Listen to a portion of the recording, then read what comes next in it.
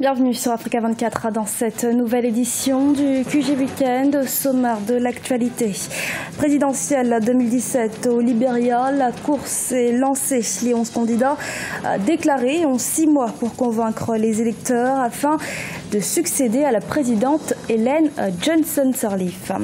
Au Sénégal, le ramadan démarre, le commerce aussi, pays à forte majorité musulmane. Les prix des denrées alimentaires ont flambé. Pour l'occasion, les commerçants qui vendent ce mois une aubaine pour augmenter leur chiffre d'affaires. Et la Guinée équatoriale devient membre de l'OPEP. La nouvelle a été rendue publique ce 25 mai. C'était lors de l'ouverture de la conférence ministérielle de l'Organisation des pays exportateurs de pétrole. Mais d'abord, en Côte d'Ivoire, 3 cadres du FPI, l'ancien parti au pouvoir de l'ex-chef d'État ivoirien, Laurent Gbagbo, ont été condamnés à 30 mois de prison ferme. La décision a été prise ce vendredi 26 mai par le tribunal d'Abidjan. Il s'agit de Sébastien Dano-Djedje, ancien ministre de l'Agriculture, de Justin Kouar et de Nestor Dali, 2 responsables de la jeunesse pro-Gbagbo. Ils sont déclarés coupables de discrédit sur une décision de justice et atteinte à l'ordre public. Au Libéria, 11 candidats se sont déclarés pour succéder à la présidente Ellen Johnson Sirleaf.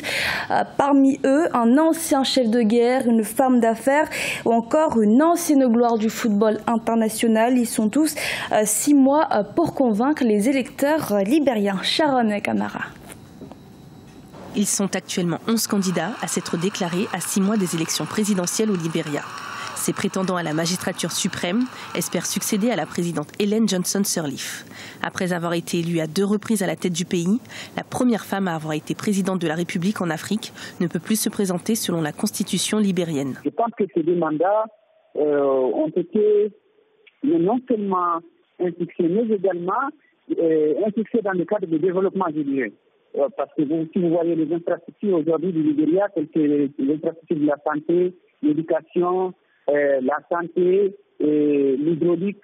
Je pense qu'il y a beaucoup de domaines aujourd'hui dans lesquels il y a eu un développement vraiment raisonnable qu'on peut vraiment noter. Vous êtes sans savoir que quand on organise des élections, le régime en place, le côté que le régime en place se tient toujours a toujours gagné en Afrique. Parmi les 11 candidats figure l'ancienne star du football George Weah, reconverti dans la politique depuis 12 ans, l'ancien dirigeant de Coca-Cola pour l'Afrique, Alexander Cummings, ou encore Benoni Urey, l'homme d'affaires spécialiste de la téléphonie mobile. Magdala Cooper, l'unique femme en lice, s'est rendue célèbre grâce à son association caritative qui vient en aide aux enfants abandonnés. Le vice-président du Libéria, Joseph Boakai, qui est aussi candidat, est soutenu par la présidente Ellen Johnson Sirleaf. Je soutiendrai le vice-président Boakai dans toutes ses démarches sur la base de son programme présidentiel. Je lui apporterai tout mon soutien, mais il y arrivera comme j'y suis arrivé, en faisant campagne et en se battant. Dans un pays miné par la guerre civile, les défis pour le ou la future chef de l'État seront de maintenir la paix et de relever l'économie nationale. Malgré d'importantes ressources naturelles, le Libéria souffre encore d'un manque de développement des services de base tels que l'eau ou l'électricité. Et le pays reste marqué par l'épidémie d'Ebola qui a fait plus de 4000 victimes en 2 ans.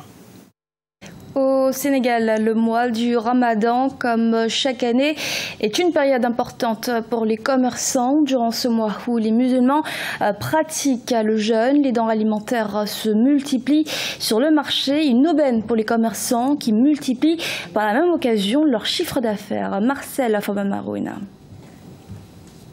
Au Sénégal, à quelques heures du début du mois sacré du Ramadan, les denrées de consommation courante foisonnent sur le marché. Malgré une forte demande dans un pays composé de 95% de musulmans, les prix du lait, du sucre, des dattes ou encore de l'huile semblent stables. D'autres denrées comme la pomme de terre et l'oignon ont cependant subi une hausse alors que les prix des légumes ne sont pas fixes. Les prix peuvent varier du jour au lendemain, mais pour le moment, le prix du kilogramme de sucre est fixé à 600 francs CFA, le kilogramme de lait à 3000 francs CFA, tandis que celui des dattes est de 900 francs CFA. Le kilogramme de tomates est à 600 francs CFA, celui du poivron est de 800 francs CFA. Le kilogramme de concombre, lui, est fixé à 700 francs CFA. À côté, les viandes de bœuf et de mouton sont vendues respectivement à 2800 francs CFA et 3400 francs CFA le kilogramme. Pour ce qui est du poisson et des fruits de mer, plusieurs variétés existent et varient en fonction de leur nature. Sauf que ces prix ne sont pas à la portée de toutes les bourses, ce que les clients ne manquent pas de déplorer. Il y a certes du poisson, mais c'est trop cher. Nous demandons aux hommes d'augmenter la ration alimentaire qu'ils nous donnent parce que le marché est très difficile à faire. Même avec 50 000 francs CFA, cela ne devrait pas suffire. Le ramadan marque la période durant laquelle les musulmans s'abstiennent de manger et de boire, ce du lever au coucher du soleil pendant un mois. En rappel, le jeûne du ramadan constitue le 4e pilier de l'islam, religion pratiquée par plus d'1 milliard de personnes dans le monde. En début d'année, la Guinée équatoriale avait émis son intention de rejoindre l'OPEP. Le président Teodoro Obiang Nguema Mbasogo avait effectué une visite à Riyad, en Arabie Saoudite, en janvier 2017, dans le but d'obtenir le soutien de l'Arabie Saoudite, un membre influent. C'est désormais chose faite. Le pays devient le 6e État africain, membre de l'Organisation des pays exportateurs de pétrole. Reportage de Leopoldo Enemembaswe. La Guinée équatoriale est officiellement membre de l'OPEP, l'Organisation des pays exportateurs de pétrole. La nouvelle a été rendue publique ce jeudi 25 mai, lors de l'ouverture de la 172e conférence ministérielle de l'organisation qui a eu lieu à Vienne. La Guinée équatoriale devient donc le 6e pays africain membre de l'OPEP, après l'Angola, la Libye, l'Algérie, le Gabon et le Nigeria. Le pays avait sollicité son adhésion à l'organisation en janvier 2017, après avoir accepté l'accord de réduction de 12 000 barils par jour. L'adhésion de la Guinée équatoriale dans l'OPEP est un succès. C'est un véritable honneur pour nous d'appartenir à l'OPEP comme une force positive dans le secteur énergétique mondial. Nous allons utiliser cette plateforme pour promouvoir les intérêts de tous les producteurs de pétrole et de gaz, notamment ceux de membres de l'OPEP. La Guinée équatoriale s'est engagée à une difficile diversification de son économie après la chute du prix des hydrocarbures sur le marché international en 2013. Selon les experts, l'adhésion du pays à l'OPEP est la meilleure plateforme dans la lutte de la récupération de l'économie nationale. Être membre de l'OPEP est important pour les pays comme le nôtre, dont les économies dépendent fortement de la production pétrolière. D'une part, nous prendrons part à la prise de décision de l'organisation et d'autre, nous bénéficierons des possibilités offertes par les pays membres. Maintenant, la Guinée équatoriale doit renforcer le secteur privé pour générer plus d'emplois et renforcer la diversification économique.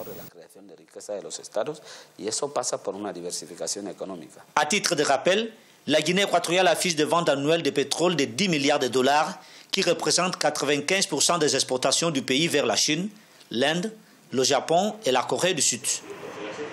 Moraliser les mœurs, c'est l'objectif du gouvernement burundais. Une campagne de sensibilisation pour encourager les couples à se marier a été mise en place. Ils ont jusqu'à fin 2017 pour légaliser leur union. Date butoir, Corinne Kandem. Les autorités burundaises se sont lancées dans une croisade morale. Les couples burundais vivant en union libre ou en concubinage ont jusqu'à la fin de l'année 2017 pour légaliser leur union. Cette annonce du ministère de l'Intérieur intervient suite au mot d'ordre lancé par le président Pierre Nkurunziza le 1er mai en faveur d'une campagne de moralisation de la société. Au Burundi, la croissance démographique est galopante et la population n'a pas conscience de cette problématique. Il y a des deuxièmes, troisièmes femmes qui ne sont pas reconnues par la loi. Les Burundais doivent comprendre que chacun est responsable de sa vie. Nous voulons de l'ordre dans ce pays. Depuis lors, l'administration exerce une forte pression sur ces couples à travers tout le pays. Le gouverneur de la province du sud-est de Rutana a ordonné qu'une liste spéciale pour les personnes vivant en concubinage soit constituée d'ici le 22 juin 2017. Dans la province de Bubanza, au nord-ouest du pays, le gouverneur a exigé la mise en place de sanctions pour le moment non spécifiées contre les couples qui n'auront pas légalisé leur union d'ici la fin de l'année. Cela n'est pas du tout une priorité. La priorité au Burundi, c'est quoi? C'est la sécurité. Ça, c'est une forme de diversion qu'il est en train de faire pour distraire la communauté nationale et internationale, au lieu de s'attaquer à des questions fondamentales qui nous permettraient de rétablir la paix et la sécurité dans tout le pays. En attendant la fin de l'année 2017, les officiels ont commencé à organiser des mariages de masse pour respecter le souhait du président Pierre Nkurunziza. Des mesures que certains activistes de la société civile burundaise considèrent comme une violation des droits de l'homme. Ce journal a été réalisé par l'ensemble de la rédaction. Merci de votre fidélité. Restez sur Africa 24 pour un nouveau rendez-vous de l'actualité.